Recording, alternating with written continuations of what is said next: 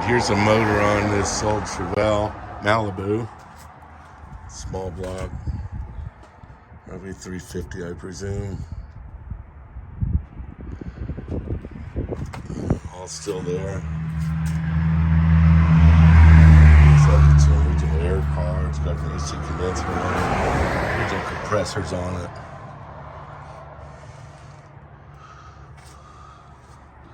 It's got the Quadrajet 4-barrel, old chromy air cleaner on it.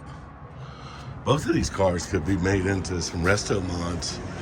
More of that 442 could be really put back together and put back stock would be the way to go with that car.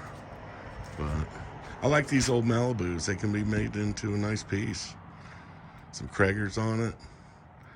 Go and whack that motor up. Get some headers on it. Intake. You be the judge. Would you restore this vehicle? Let me know what y'all want to do with them. Thank you so much and have a great day.